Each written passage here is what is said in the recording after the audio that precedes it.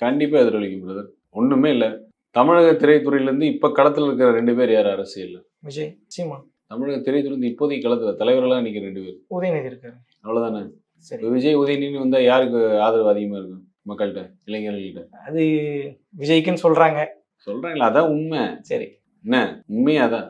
என்ன 2 பேரும் திரைத்துறையிலேருந்து வந்தவங்க தான். விஜய் மீன் உதயநிதி மாதிரி அவரே காசு போட்டு அவரே ஹீரோவா நடிக்கல விஜய். என்னதான் திரைத்துறை பின்புலம் இருந்தாலும் அவரே வச்சு ப்ரொடியூசர்னு படம் எடுக்கிறாங்க. திரைத்துறையிலேருந்து வந்தவர்கள் யார் சிறப்பானவர்கள் இப்போதைக்கு அப்படின்னு அந்த களம் வந்தோன்னா உதயநிதி வந்து எங்கேயோ போயிடும். உதயநிதி அதுலேயும் ஹீரோன்னு தெரிஞ்சு போயிடும். இப்போ காலத்தில் விஜய்ங்கிறது அவரோட இடம் அங்கேன்னு ஒன்று வரும். அதனால வரக்கூடிய களத்தில் 2026 முதல்ல இந்த கம்பேரிசன் ஒரு 3 மாசத்துல ஆரம்பிக்கும். களம் வந்து எப்படி வந்து திமுக ரொம்ப முயற்சி பண்ணி ஊடகத்துக்குலாம் அழுத்தலும் மிரட்டலும் கொடுத்து திமுக பாஜகன்னு மாற்ற முயற்சி பண்ணுதோ, அதே மாதிரி இன்னும் ஒரு 3 மாசம் கழிச்சு இந்த மாநாடு முடியும். விஜயோட மாநாடு முடிச்ச உடனே ஊடகம் எல்லாத்துலயும் விவாதம். உதயநிதியா விஜயா அப்படியே எடுத்துட்டு போவாங்க. இதுதான் நடக்கும். இப்போ அதிமுக அது நடக்கும் போதே அதுதானே முயற்சி நடக்குது. இப்போ அதிமுக களத்துல இருக்கோம்.